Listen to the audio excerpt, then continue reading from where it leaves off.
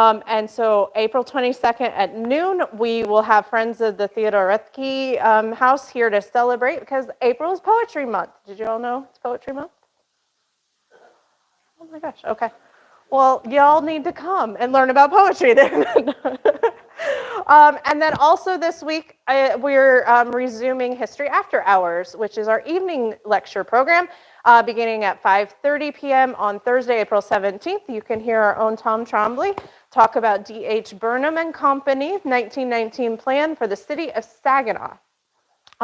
So that will be wonderful. It is going to be a little bit of the Tom Trombley week, which is like every week here at the Castle Museum for our beloved historian. But Tom is going to also be a part of a little bit of historical background today, which we love. But then we are also very excited to welcome our friends from the Saginaw Choral Society to participate in this collaborative lunch and learn. So speaking with us today, we will have Jeremiah Kranick, who is the music director for the Saginaw Choral Society. He is also vice principal at SASA. Is that correct? I've got that school. Perfect. I always, I start and then I'm like, I maybe should double check these things before I go, but that's not how we do it here. We just roll. All right, so. But we're very pleased to have Jeremiah. He holds a Bachelor of Arts in Music Education from SVSU. Prior to studying choral music, he spent 6 years studying solo and orchestral flute. And he is also serving as the choral assistant at St. John's Episcopal. So this is a really talented and busy man we have with us today. So we're very excited to have Jeremiah join us, and a big warm welcome to the Saginaw Choral Society. We love collaborating with them. And I'm going to hand it over to Tom because you're not here for me. So. Well, I'm making this is the hardest part of this whole thing.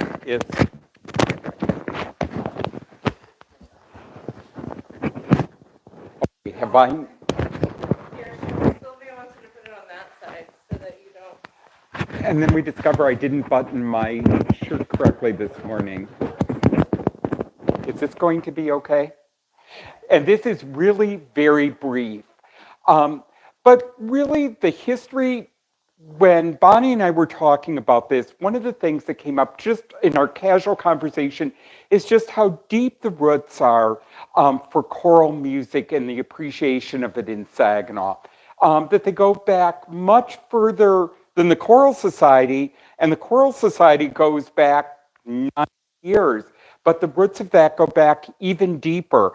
And there was once a tradition of a May festival in Saginaw. Did anyone attend it? You would have had to have been here before 1911. However, that went back even further. And of course, a lot of it had to do with the Germania, which was once one of the largest German-American organizations in the country. It had the largest German library in Michigan. Language library in Michigan, and actually had an incredibly strong musical tradition. And they started presenting, they being the Germania, May festivals in the 1880s. And the May Festival, I'm just going to touch on briefly, and this isn't a detailed history of it, which someday really could be fun to explore. But in Saginaw really traces its roots back to the love of music in Saginaw, but also to the May Festival in Ann Arbor at the University of Michigan, which came about somewhat by accident. The Boston Symphony Orchestra that year, through a booking problem, wasn't able to perform as planned, but agreed to send their festival orchestra to Ann Arbor, provided that the University of Michigan Music Department would promise 3 concerts that were absolutely sold out. I mean, it sounds like the fire marshal should be waiting at the door from the descriptions when you read it on their website. And that was in 1894.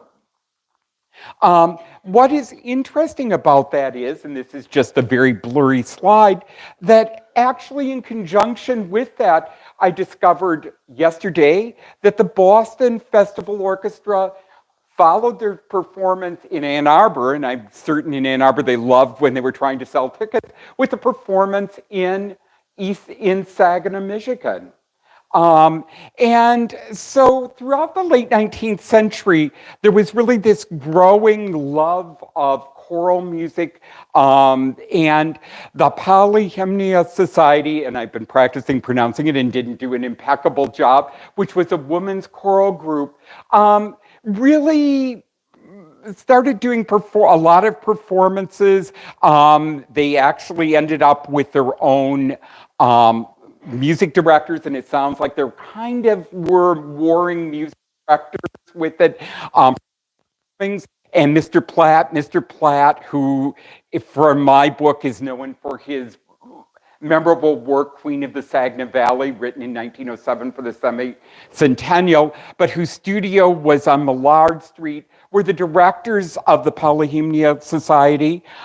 They actually had their own Polyhymnia Hall above Opperman's Fur Store on in the 200 block of North Franklin, which is about where the where the Jolt Event Park is located today. So, throughout a series of concerts in 1901, they came about with the idea that they would hold a Saginaw May Festival. And Saginaw was the third most populous city in Michigan at that time. And it was performed, and I use a blueprint to show where it's located. This would be where the Civic Center is located today, but in the Masonic Temple, in their auditorium of the Masonic Temple. And this is a program from the first Saginaw May Festival. And just in case if you wonder how sought after the tickets were, this ad appeared. Somebody lost their purse. They didn't list the money that was in their purse, but there were festival tickets for the May Festival. That's how important Choral Society was in Saginaw, which it really was. In fact, since it was the business group that had really sponsored and pushed this ad, which you're not going to be able to see, but you can buy, men can buy appropriate gloves from Sightner Brothers, and yes, my hand motions relate to what I'm talking about, and appropriate ties to wear to the May Festival. And afterwards, it's now a sweet memory. It was a very popular, well-received event. There was a special May Festival chorus. Of course, the Polyhymnia Society, which had been all female, had to admit men. And it became, for the next few years, a major event over the years. In fact, it was the May Festival Chorus that helped to dedicate the Saginaw Auditorium. And it was a regional event, probably almost completely sold out. They would bring in major artists. And this is from the third one, and I'm just going to give, this isn't detailed, but someday we need to explore this more deeply. And one of the things I'll note as you attend the Choral Society performance this weekend, there are some things that you'll find very common, but there's some things you won't. One of the things, since it was a flat floor, women were advised to not wear hats out of courtesy. And trains were held. They had a special agreement with the Père Marquette, so if you were going out of town, you didn't have to worry if the concert went long. The train would be waiting. Now, for those who weren't going to the concert, well, we won't talk about courtesy. And of course, there were many things in common. One is a community's passion for music. The other is there was Beethoven on the program. The May Festival lasted until 1911. It was, I think, a combination of cost. Just it kind of ran its course. The one in Ann Arbor, of course, went on until the 90s, the 1990s. I started in the 1890s and ended in the 1990s. However, there were attempts to resurrect the Polyhymnia Society in the 1920s, and actually, I think in fact, I know many of the people who had been involved in those earlier endeavors went on to be involved in the Saginaw Civic Chorus, which of course had very strong ties to the University of Michigan, and that's part that Bonnie and Tammy and Jeremiah need to explore when they share the history of the Saginaw Choral Society. With that, I just want to remind you that at one time, well, not at one time, and to this day, choral music is a major thing, a major part of Saginaw's cultural heritage, and it has very strong roots. With that, I've said all that I'm prepared to say, and all you need to hear. And I need to figure out how to unplug myself from this.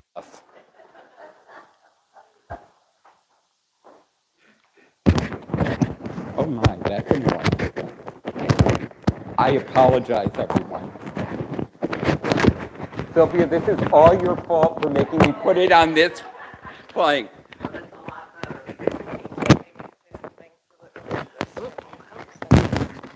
All right. Well-oiled machine around here. All right, Jeremiah.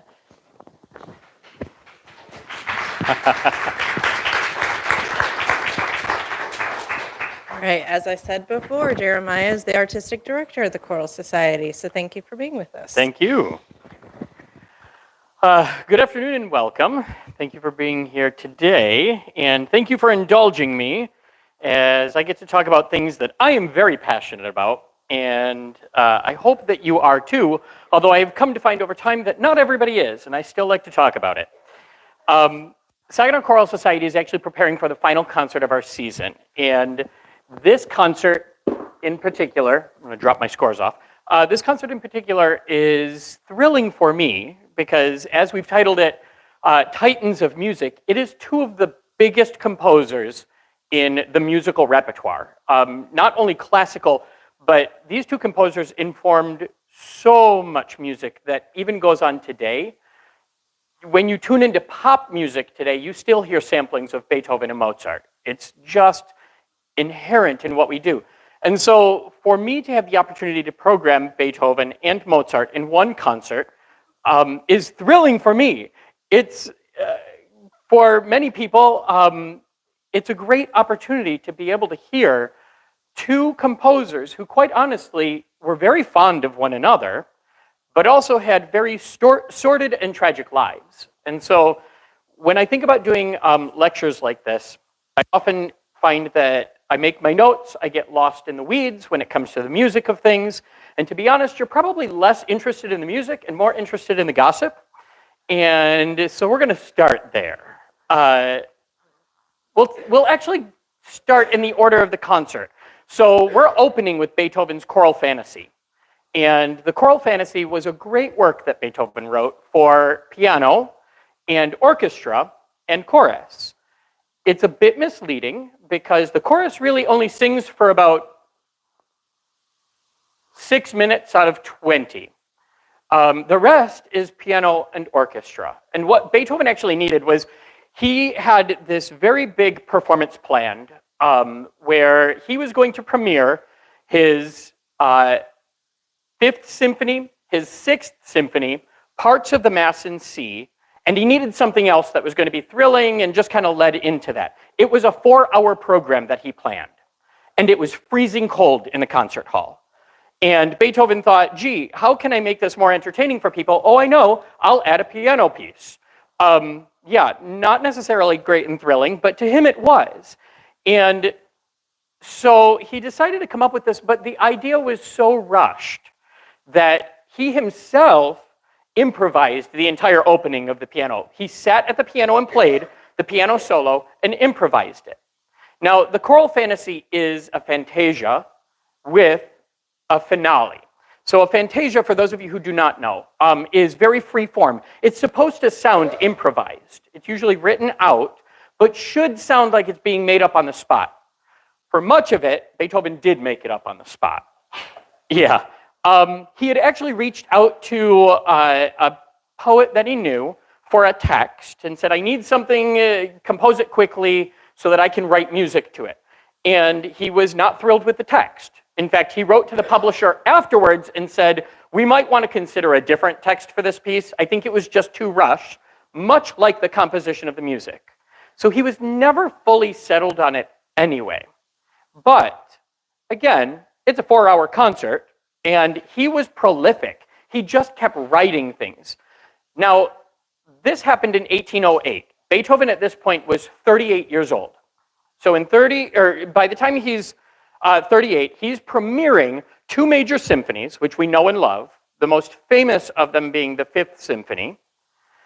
This choral piece that's 20 minutes long or so, parts of the Mass in C, which is a grand, grand work.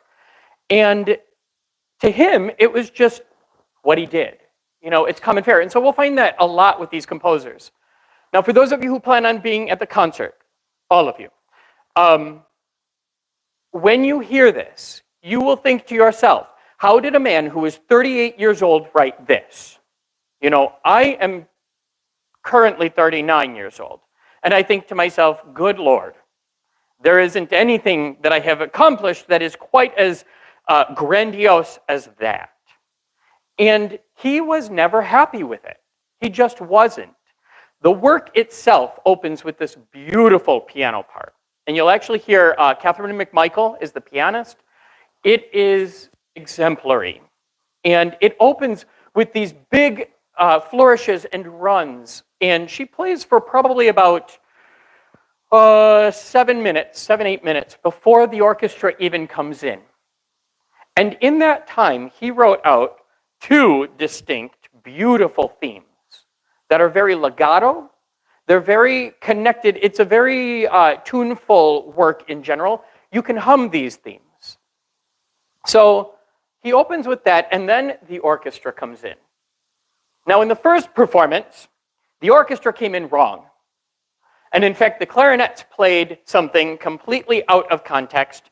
They didn't come in at the right time, and Beethoven yelled, "Stop," right in the middle. And he yelled at the clarinets in front of an entire audience, reprimanded the clarinets for what happened, looked at the entire orchestra and said, "We do it again to the beginning." And he started the piano part over again. Yeah. When you look at photos of Beethoven, actually, he's often portrayed scowling. Beethoven was not like that. Beethoven himself was fond of jokes, and he loved pranks. He was a fan of hiding behind doors and jumping out at people to scare them. Yes. He was a hopeless romantic. I say hopeless because he fell in love with many women.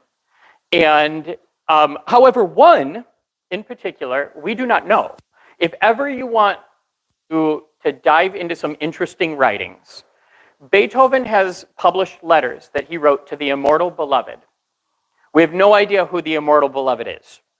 He never named her. They are extremely romantic in nature and very, I would say, very flattering overall. Scholars have tried for a very long time to identify who this immortal beloved is. Nobody really knows. We would like to, specifically because of that, but I'll give you a glimpse of Mozart here. In the first letter he penned, now this is in 1812, so this is 4 years after the composition of the choral fantasy. He writes, "My angel, my very self, why this profound sorrow when necessity speaks? Can our love endure without sacrifices, without our demanding everything from one another? Can you alter the fact that you are not wholly mine, that I am not wholly yours? Dear God, look at me, all her beauty, and set your heart at rest about what must be. Love demands all, and rightly so. No doubt we shall meet soon.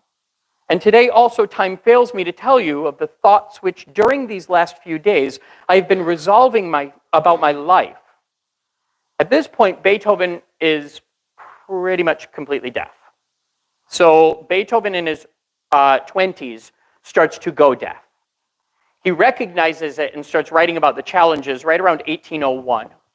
So by the time we get to 1808, we're very steeped into he will no longer have hearing shortly. 4 years later, he's writing these letters. The interesting thing about them is there's controversial ideas about whether the immortal beloved is actually a person, or is it a muse, a non-tangible muse? Is it music in general? And so scholars continue to write and write and write. Musicologists have delved into this for a very, very long time because that's what musicologists do. And nobody has any answers. But honestly, if you ever want to know what Beethoven was really like, read the letters. The letters to the immortal beloved. They are wonderful.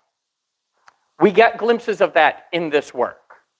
By the time the orchestra comes in after this long piano introduction, we get a whole new theme, and it becomes re-energized. What you will find listening to the Beethoven Choral Fantasy is, in 20 minutes, there are so many changes that happen throughout, it's entertaining. You find that you've lost track that 20 minutes have actually gone by. Now, in classical music terms, and this is somebody who has multiple degrees in classical music, if you can get lost in the fact that 20 minutes have passed by and not get bored, good for you. That's a good composer. That's a good piece. I myself, even 20 minutes, I start, going to other tracks or finding other things. My mind wanders in a concert hall. It is acceptable for your mind to wander in a concert hall. It's hard to do in this piece, which is one of the reasons that I find it thrilling, one of the reasons that I wanted to program it, other than I also wanted to show off Catherine McMichael's skill as our pianist, and she deserves that. Beethoven and Mozart, in general, were fond of each other. They met one time. Mozart had lived a very short life. Mozart was 35 when he died. He died of illness. We're not exactly sure what it was. Could have been rheumatic fever. Could have been a strep virus. But he died at 35. He met Beethoven when Beethoven was 16. Beethoven traveled to Vienna specifically to meet Mozart. And we assume, based on the time that he was there, that they did have some lessons together. Of Beethoven, Mozart said, "This is a man who is going to do great things," which from Mozart at the time is one of the highest compliments you can get. Mozart was the child prodigy. He was the one. And actually, Mozart had a sister who was also a musical prodigy. Their father used to travel them around Austria, like, a little mini von Trapp family, and make them perform for nobility and for the public. And he was essentially like the dad equivalent of a stage mom, except he capitalized and made money on them. And so Mozart spent the very early parts of his life traveling and making music. By the time he was 5 years old, he was composing. His earliest compositions being things that we know, the variations on Twinkle, Twinkle, Little Star, stuff like that, which are exceptionally virtuosic. And that's what he did. He started at a very young age sitting at a harpsichord, which is much like a piano, and just playing. And Mozart was a bit of a parlor trick to most of the public. They weren't necessarily interested in the music, so to say, as much as they were that this young child is sitting here doing these things that they could not do. And then he got a reputation for himself. And his reputation really was that the works that he wrote were intriguing, they were creative, they were virtuosic when he played them. When somebody else played them, not nearly as entertaining. But when Mozart did, it was great. And so based on all of those things, nobility would contact Mozart and say, "I need you to write something for this special occasion." Mozart said, "Sure," for a price. Of course, they did it, but common of the nobility at that time, there was a caveat. You will write the piece, I will pay you, I get to pass it off as my own composition. And so the nobility at the time, if you go back in time and read about them, they all have compositions that they wrote with very little musical experience. It's because they stole things. And that's just kind of how time worked then. And Mozart's final composition, the Requiem, is that. The Requiem itself was a commission. Mozart was actually in the middle of writing at the time, and I really have to think about this. I think it was the Magic Flute, the opera, The Magic Flute. Mozart loved writing operas. He loved the comedic nature of opera. So he was in the middle of writing that. He was approached, this was the summer of 1791. He was approached by Franz von Walsegg, who was a count in Austria. And Count Walsegg said, I would like to commission a requiem for honoring the death of my wife. And it was a 1-year anniversary, essentially. So he wanted a Mass of the Dead to be performed with the intent that he was going to pass it off as his own work. Mozart needed money. Mozart always needed money because Mozart did very little work and composed very little work that was in demand. He mostly did things that he wanted to. Every once in a while, you get, he would take on a composition or a commission where somebody would say, you know, I need a flute concerto. We have one actually that resulted from this. And Mozart said, yeah, I can do that. And what he would do is take something that he had already written, an oboe concerto in this instance, rewrote it for flute, passed it on and said, here you go. And so he wasn't really interested in the financial aspects of it, but he was married. And as you know, there are responsibilities with that. And his wife was interested in the financial gains of employment and to be certain. So he took the job. He said, yeah, I'll write the Requiem, fine. In November of the same year, he started to become ill. And he was writing the entire time, but as you know, when you feel sick, you can't always get up and do things. And so he would take these stints where he was writing for a little while, and then he would rest. And there were days where he couldn't do things. And it happened, again, we don't really know what the inherent issue was, what the inherent sickness was, although rheumatic fever is really what the suspicion was, because when he died, he was covered in a rash also.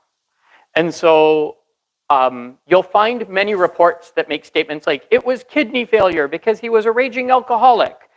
Was he a drinker? Yep, everybody was. That's just what happened. Did he die of alcoholism? Scholars believe no, he did not.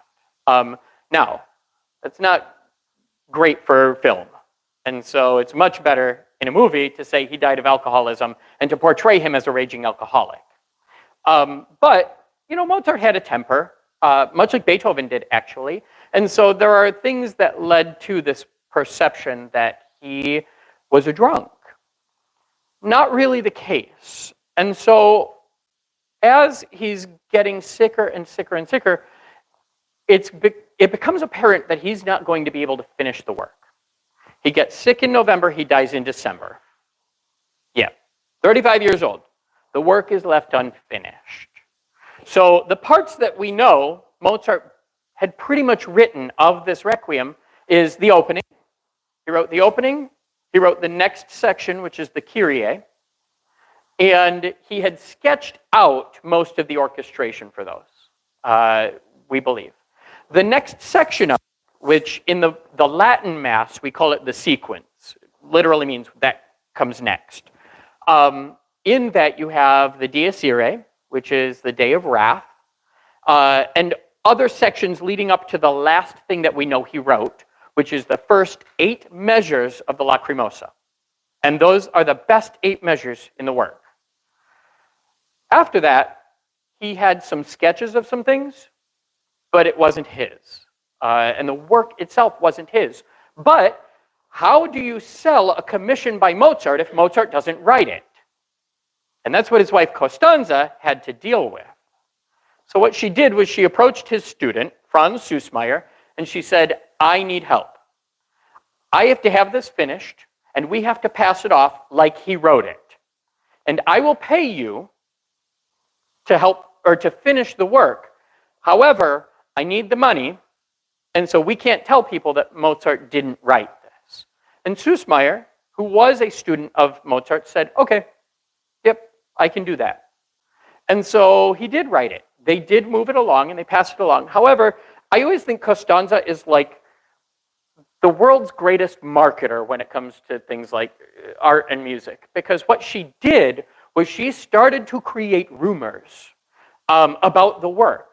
So when it got out, across a large scale, that Mozart had passed away, all of a sudden these rumors start flying that Mozart realized it was his impending death. And so as he's writing the Requiem, he realizes he's probably writing it for himself. Again, it's super sensationalized. Not true. But we do believe that that part of it stemmed from her.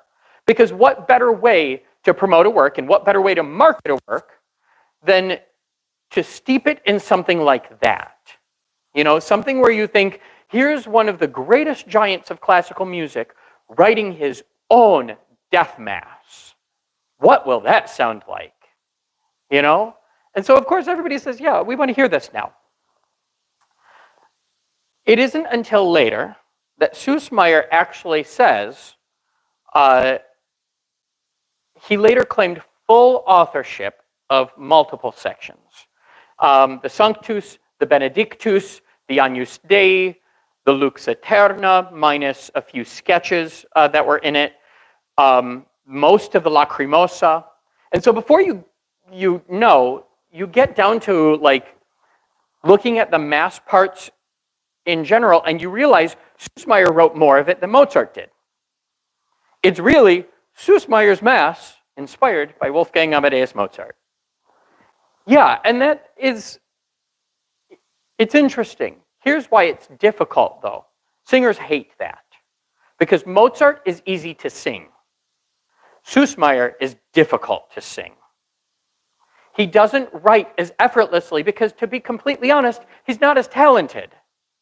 And Mozart, who writes these grand, elaborate double fugues and things, we'll get into that a little bit, but these grand, elaborate things, Süssmayr doesn't have the capacity to do that.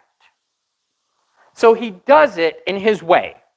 He takes Mozart's hand sketches, which quite literally he sometimes wrote in the margins of papers, or little things and then crossed them out. And Süssmayr gets those and can kind of make something happen from that. And of course, he studied with Mozart, so he has some idea, but it's not easy. And so for singers, when you're rehearsing this, we actually went through this in rehearsal last night with the chorus, where we got to a part, and I said, so here's the thing, sopranos and altos, or sopranos and tenors, you have to be very cautious about the intonation here, because listen to what happens. And Catherine McMichael played it at the piano, and it's all of these, it's an interval of notes that are a fourth apart all the way through, and it moves parallel. Well, for those of you who don't know music, the only thing you need to know is when we write music, especially in the classical era, parallel fourths, fifths, and octaves, we don't write because they're unstable. It's not a mistake Mozart would have made in any of his compositions, but Süssmayr did it.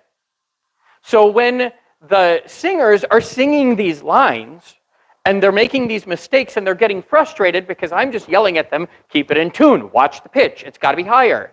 They don't know necessarily why it's difficult. It's difficult because it's not organic, because it's breaking rules that are there for a reason, because it's not Mozart's writing. When you listen to the work, for those of you who will be at the concert, all of you,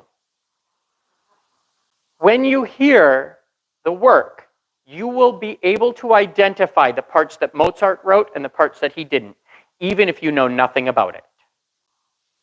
You will hear things that you go, that doesn't quite sound right. Or, that's a little clunky. Or you think to yourself, that doesn't sound like the other parts. Well, that's true.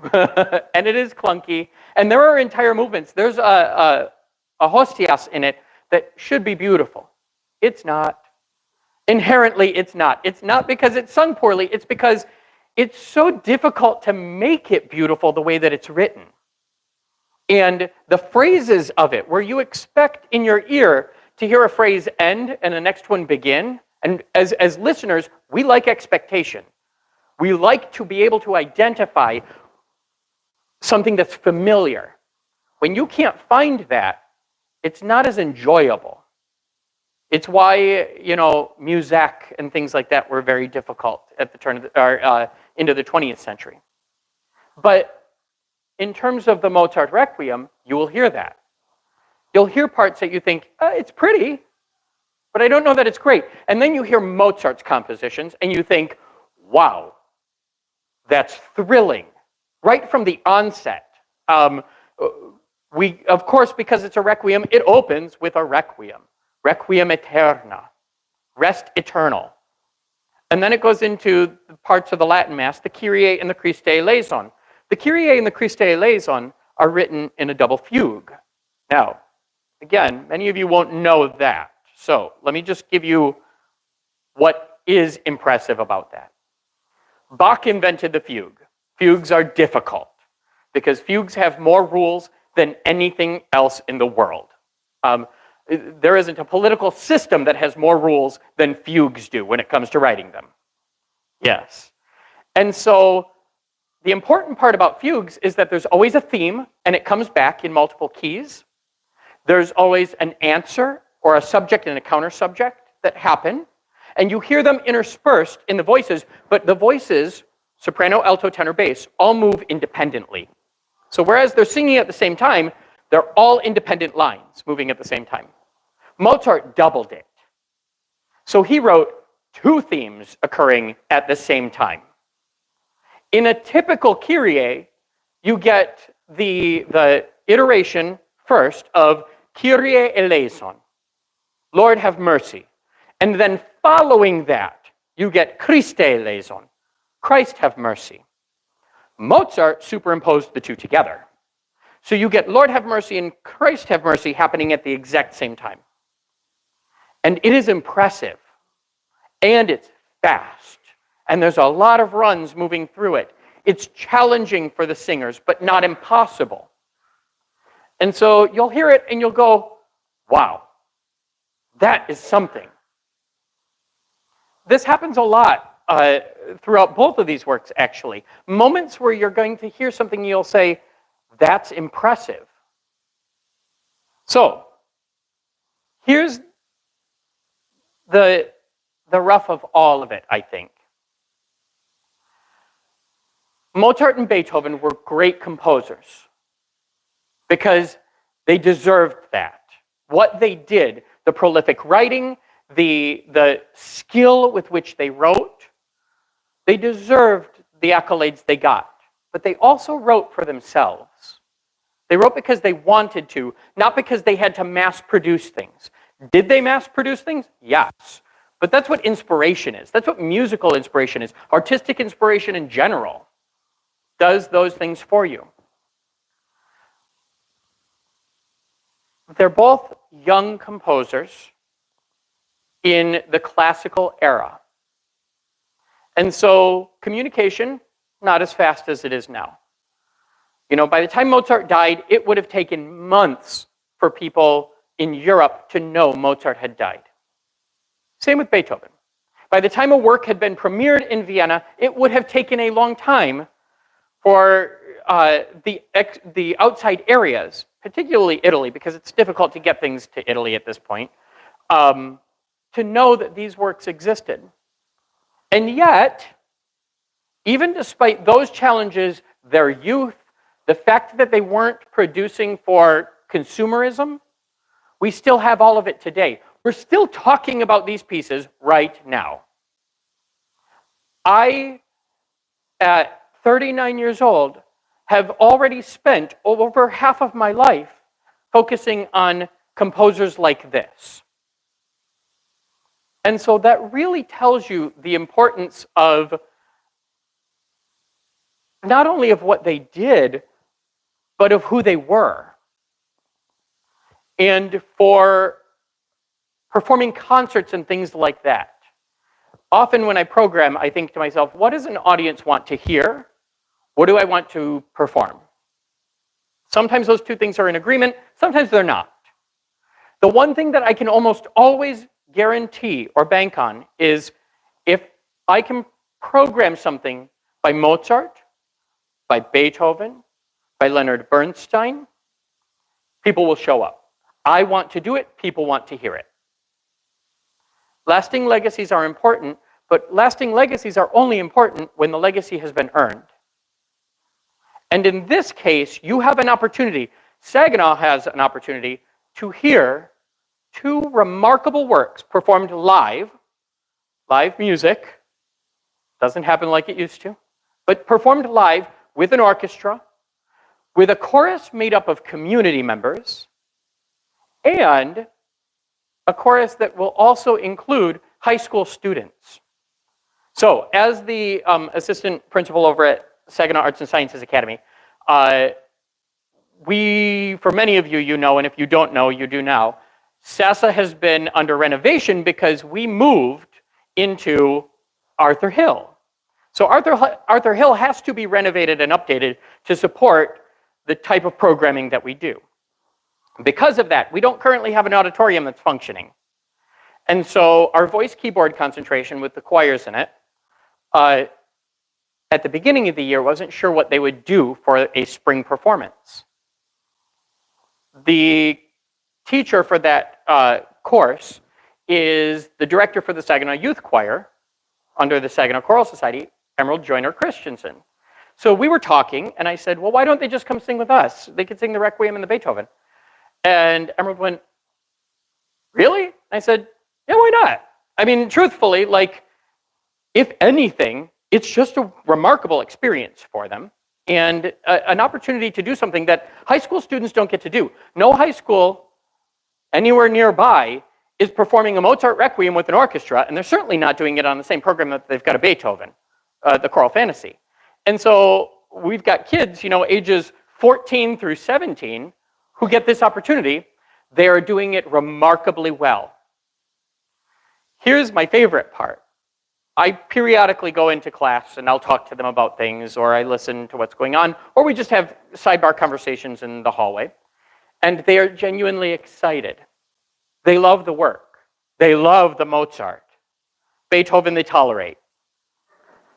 They're not thrilled with German. Fair.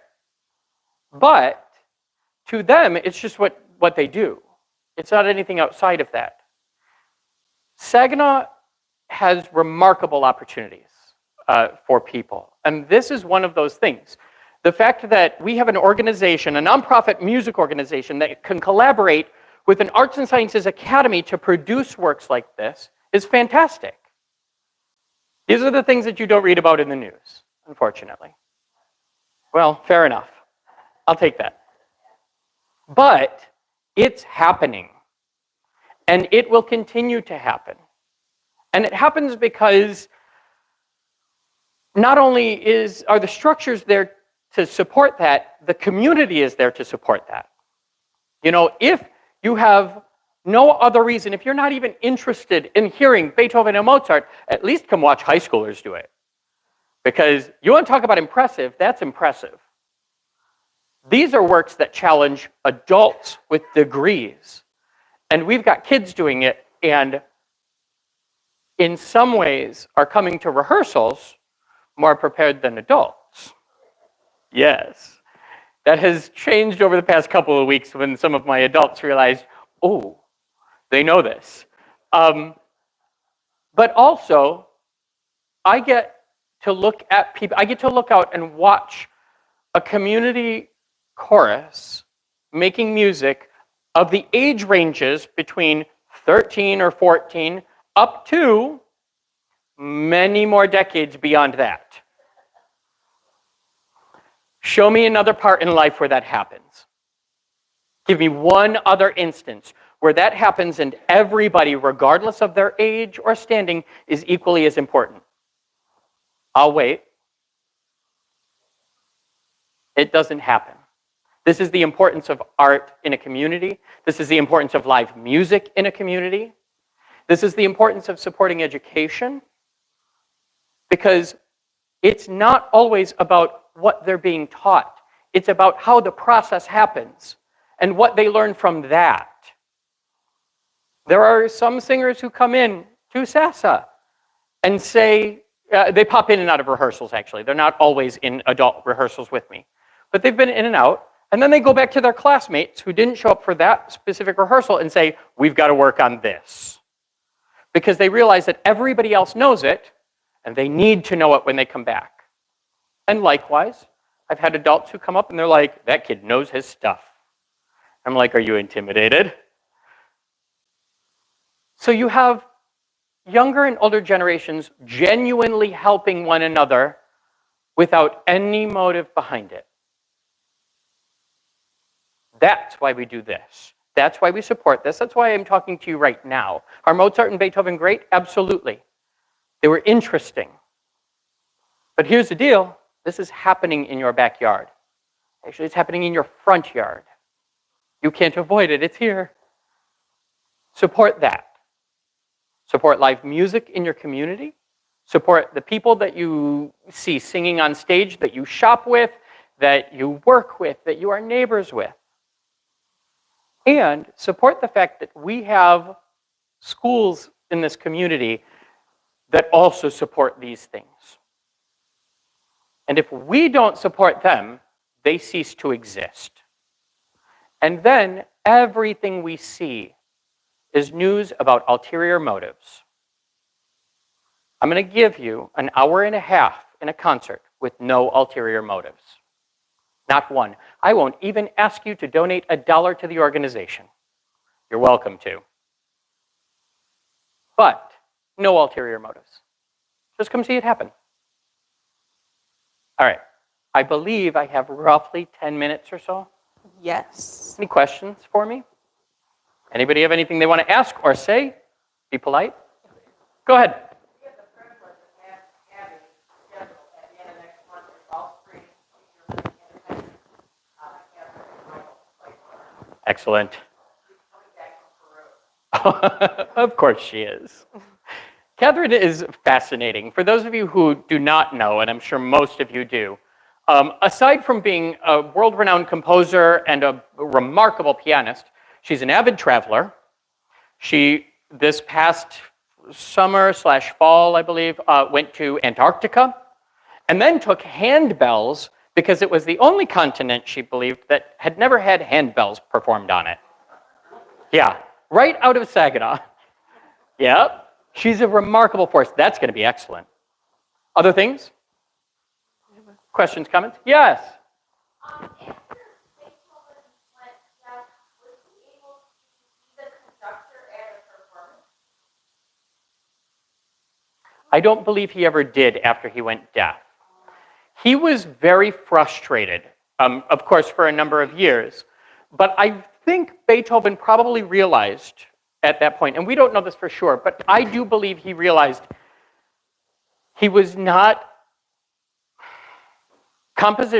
his compositions don't sound as effortless after he goes deaf as they did when he could hear. Is it still impressive? Absolutely it is. They're not as pleasant always. To that end, let me also tell you, look on the horizon. This isn't the last Beethoven SCS we'll be doing. We're working on things for the next season. And something you should know about the choral fantasy. For those of you who know Beethoven's Ninth Symphony, this is the one that ends in the chorus screaming their heads off in the Ode to Joy theme, that da da da da da da da da. When you hear the choral fantasy, you will hear parts of that you go, gosh, that sounds vaguely familiar. The chorus parts are vaguely familiar of that theme from the Ninth Symphony. Now, the choral fantasy was written before. Mozart wrote to a friend when he was writing the Ninth Symphony, and he said, this feels like I'm writing a more mature version of my choral fantasia. And so you get this idea of this Ninth Symphony theme, which everybody knows. Even if you don't know it's Beethoven, everybody has heard at some point. You get a glimpse of it in its earliest iterations, earliest concepts. Beethoven and Mozart actually were also fans of stealing from their own works. So that was a thing. Borrowing themes over and over. Tammy. I just want to give everybody a heads up. Please come to the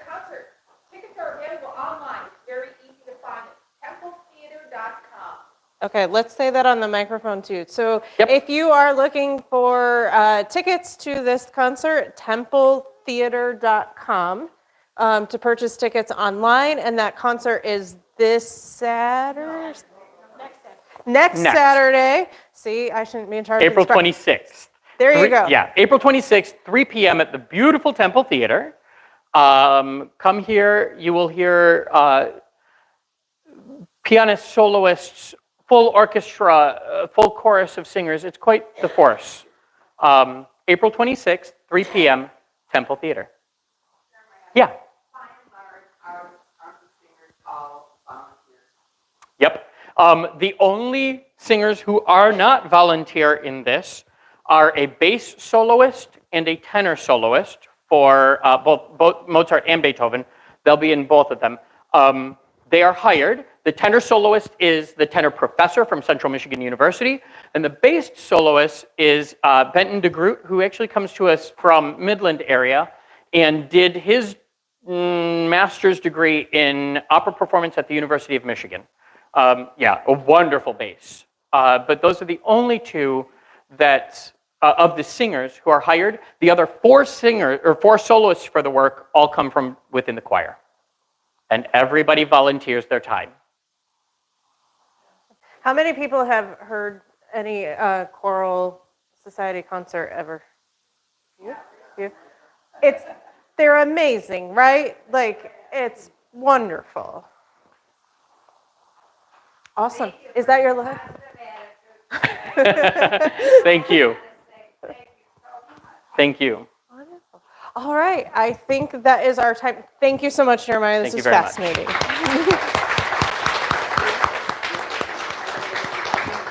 right. Thanks, everybody.